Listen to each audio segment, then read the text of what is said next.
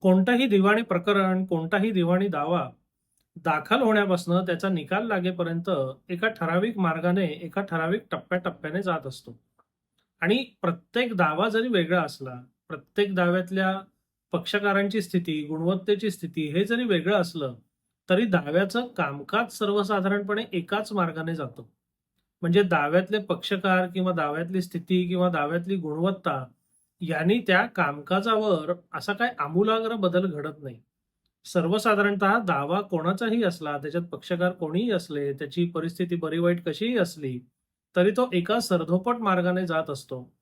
फक्त त्याच्यात एक शक्यता आहे, की प्रत्येक दाव्याच्या एकंदर दाखल झाल्यापासून निकालापर्यंत दाव्याच्या एकंदर परिस्थितीप्रमाणे एखाद्या दाव्यामध्ये काही टप्पे वाढीव होऊ शकतात किंवा एखाद्या दाव्यामध्ये काही टप्पे कमी होऊ शकतात.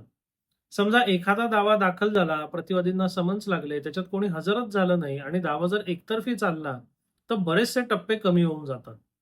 याच्या उलट समजा प्रतिवादी हजर झाले, त्यांनी कैफियत दाखल केली, पण नंतर असं काही घडलं, की दाव्यात दुरुस्ती करायला लागली किंवा असं काही घडलं, की प्रतिवादींनी दावा दुरुस्ती केली किंवा असं काही घडलं, की नवीन पक्षकार सामील करायला लागले.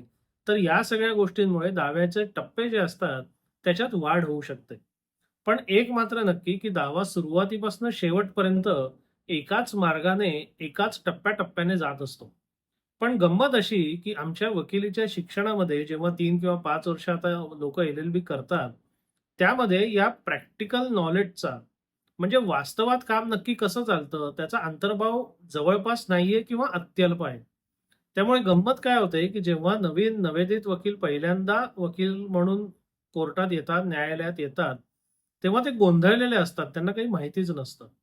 बरं त्या बाबतीत योग्य किंवा सखोल मार्गदर्शन मिळणं सुद्धा तसं कठीण आहे. ह्या गोष्टी ज्या आहेत, या हळू अनुभवातनंच शिकायला लागतात आणि त्याच्याकरता बऱ्यापैकी काळ जायला लागतो. मग गंमत अशी होते, की तेवढा काळ जाईपर्यंत त्या वकिलाने किंवा त्याच्या पक्षकाराने नुकसान सहन करत राहायचं का? तर याच्यावर काहीतरी उत्तर असलं पाहिजे. याच्यावर काहीतरी इलाज शोधला पाहिजे. या भावनेतनं आपण हा एक नवीन उपक्रम सुरू करायचा ठरवलेला आहे. या उपक्रमाचा मुख्य उद्देश काय आहे, की दाव्यामधल्या सगळ्या शंकांचा आपण विचार करणार नाही. पण दाव्याच्या वाटचालीबद्दल किंवा दाव्याच्या तांत्रिक बाबींबद्दल जर तुमच्या काही शंका असतील, तर तुम्ही त्या व्हिडिओच्या डिस्क्रिप्शनमध्ये किंवा इतरत्र सुद्धा नोंदवू शकता. पण त्या फक्त तांत्रिकच असल्या पाहिजेत.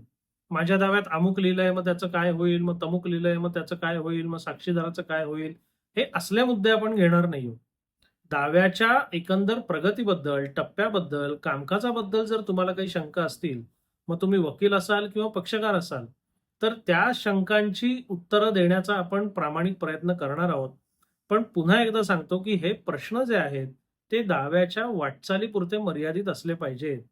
म्हणजे आत्ता आत्ता माझा दावा नेमका कुठल्या स्थितीला आहे? मग याच्या आधी काय होतं? मग याच्यानंतर काय होतं? किंवा याचा रोजनामा असा-असा दिसतोय, तर आता मी काय करणं अपेक्षित आहे? किंवा विरोधी पक्षाने काय करणं अपेक्षित आहे? किंवा पुढच्या काही कालावधीमध्ये या दाव्यामध्ये कुठले-कुठले टप्पे येतील? या आणि अशा स्वरूपाच्या जर तुम्हाला समस्या असतील, शंका असतील, तर त्या अवश्य कमेंटमध्ये लिहा.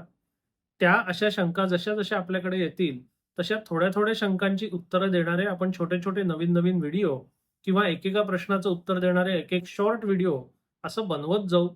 या सगळ्याचा उद्देश एवढाच आहे, की जे पक्षकार आहेत किंवा जे नवेदित वकील आहेत किंवा जे वकील आहेत, पण ज्यांना या प्रक्रियेची इत्थंभूत माहिती नाहीये आणि त्यामुळे ते गोंधळलेले आहेत, त्यांना माझ्याकडनं जेवढी शक्य होईल तेवढी मदत व्हावी.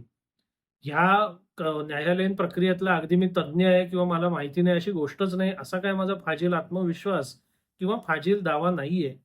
पण तुम्हाला जर समस्या आणि शंका असेल आणि त्याबद्दल जर मला तुमच्याकडे देण्याकरता काही माहिती किंवा उत्तरं असतील, माझ्या अनुभवातनं मिळालेलं ज्ञान जर तुम्हाला उपयोगी पडणार असेल, तर तो प्रामाणिक प्रयत्न आपण नक्की करू. त्यामुळे तुमच्या या संदर्भातल्या जर शंका, समस्या असतील, तर त्या या व्हिडिओच्या कमेंट्समध्ये किंवा इतरत्र सुद्धा विचारा. आपण त्या सगळ्या शंकांची प्रामाणिक आणि शक्य तेवढी उत्तरं देण्याचा अवश्य प्रयत्न करू. आपल्याला हा व्हिडिओ कसा वाटला, हा उपक्रम कसा वाटतोय, अवश्य कळवा. धन्यवाद.